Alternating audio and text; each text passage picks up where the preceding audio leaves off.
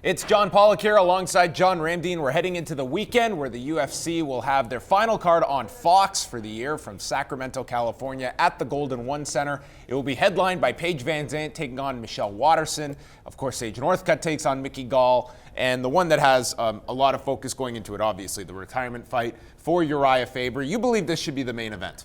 Of course, it's Uriah Faber. I think if you talk to anybody in the industry, fighters that are 145 pounds, 135 pounds, probably even 125 pounds, maybe even 155 pounds, Uriah Faber has been instrumental in showing that you could sell a fighter of that size and stature. The thing about Uriah Faber, he always went after it. The goal wasn't just to eke out a victory. You look at all of his triumphs inside of the cage, most of them coming by finish, because that's just the way that he is. When you're around Uriah Faber, his personality is huge. He doesn't have a small man's complex. This guy gets to strut around the world because he has the respect of everybody, unless you're Dominic Cruz. But even Dominic Cruz has to respect Uriah Faber because of how important the rivalry was between the two, which elevated both guys' status. I know that there's a focus on featuring fighters in the main event that, are coming back, that will be providing fights for you in the future. But it's so rare that the UFC has opportunities to tell stories. And I think Fox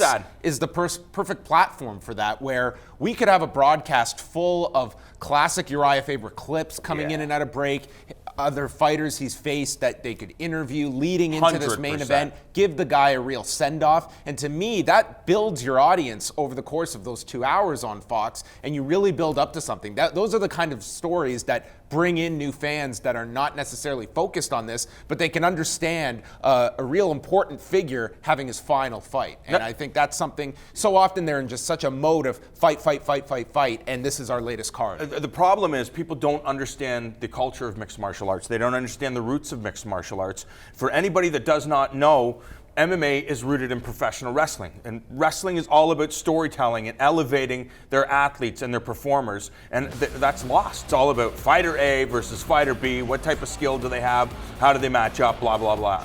Instead of their importance in the game and what they mean to the sport of mixed martial arts. Uriah Faber, you tell those stories, you show the highlights of Uriah Faber, and then at the end of the night in Sacramento, California, when California Love is blaring through those speakers, that place is gonna go nuts, and the people watching on Fox, they're gonna be believers. Are they going to air that entrance? Because on Fox, typically it's you come back from break, they're in the cage, and the entrances, when you have a roster of 500 guys, not to say Uriah Faber needs that added attention, but for a lot of guys, your entrance is something that at least it can set you apart. It can give you some personality. And for Uriah Faber, that's going to be an incredible scene as he comes out to that ovation in Sacramento. It would be crazy not to air that. And look at you just have to look at what Uriah Faber looks like. You want to put a guy on network TV that looks like Uriah Faber with that great smile. He's going down, the crowd is going bananas. He's waving hi, Mom. People love Uriah Faber. They love the way that the guy fights.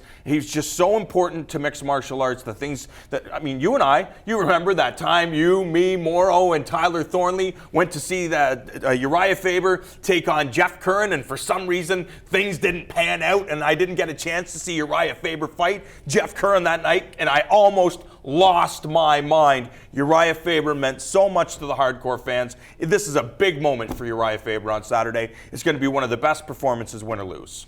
Do you believe this will be Uriah Faber's last fight? Yeah, it will be. He's just got so much stuff going on. Uriah Faber is a move forward type of guy. Nobody's telling him to retire. I think there's a lot of fights for Uriah Faber. There's tons of winnable fights. The guy just fought Frankie Edgar not that long ago, who was the 155-pound champion. Uriah Faber, if he still wanted to compete, he can compete. If the UFC wanted to, they can give him just favorable matchups. I'm not saying matchups where he would squash his opponent, but matchups that are interesting for Uriah Faber and for the fans. But this is Uriah Faber's time to go. He's got so much stuff going on. He's going to be good. Favorable matches is what you meant to say. Other things on this card, of course, Mickey Gall and Sage Northcutt. I think people do have a lot of interest in this, just simply because I think a lot of what we were talking about in terms of personalities, and Mickey Gall is someone that he could have just gone down in history as fighter X that fought CM Punk. Instead, he was like, I've got this spotlight, and it's a small window, and I'm going to try and knock the door open and get some attention on myself so that when CM Punk is forgotten about, I'm going to have a career here in the UFC. And he immediately used his time at UFC 203 to pick his next fight. He said, if he wins this fight, he's got an opponent to pick out because he wants people to have a reason to watch him fight. You got to go with it. That's what it comes down to. There was an opportunity. There's a million fighters out there that would have loved the chance at fighting CM Punk in his mixed martial arts debut. It happened to be Mickey Gall. He made the most of it. Call out the people that needed to call. What are you going to do? Beat CM Punk? So you know what? I don't think I'm qualified to be in the UFC. I think I'm going to move down to RFA or Legacy, get a couple of wins, and maybe if I look good there, the UFC will have me back. They already have me. I took out that guy as fast as humanly possible. People went nuts. They're talking about it. Let's keep it rolling. Now you're calling out this other young stud star, whatever you want to call him, in Sage Northcutt. You have another opportunity. But the one thing about Mickey Gall, he's going to continue to grow as a martial artist, so he just has to look good in these fights. That's it.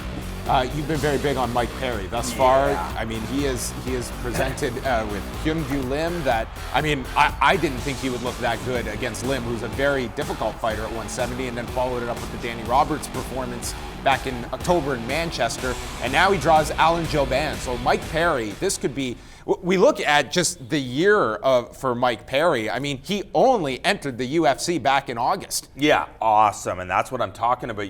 You make the most of these opportunities. You know, yeah, there was a little bit of controversy with him and his team. You know, people were pointing the fingers at them. They're like, no, you got it wrong. Please give us another chance. We're trying to prove ourselves. We're not that type of team, but it's what Mike Perry does inside of the cage.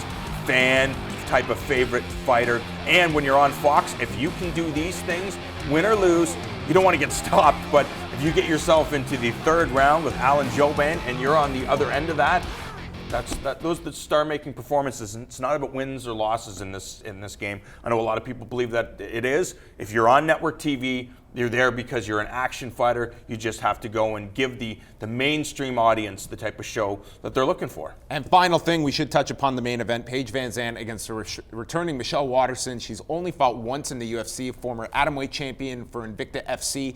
It's been a long layoff for Michelle Waterson, and I think that it is very relevant, the fact that during this whole time there at Jackson's, what changes will we see from Michelle Waterson? I think she's a very difficult opponent to prepare for when you're talking about a year and a half since she last fought. Very true, but she's been in the game for a long time. Greg Jackson's been her team. This is who she's been learning with. They have a full understanding of what's going on. Proof is in the pudding. Look at who the Invicta champions have been and the quality champions that they were. Cyborg's one of those champions, and Michelle Waterson was a champion. She fought Jessica Penne, for example. We saw how durable Jessica Penne was, and Michelle Waterson has a victory over her.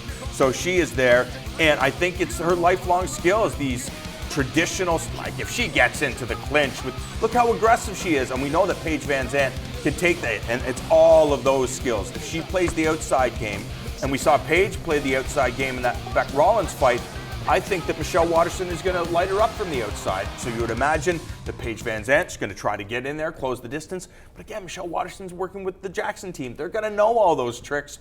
And on top of that, if she does manage to get her to the ground, Michelle Waterson, very, very, very crafty, lots of armbar submissions. So she's a threat anywhere. There is your look at the main card as the UFC is on Fox Saturday night from the Golden One Center in Sacramento.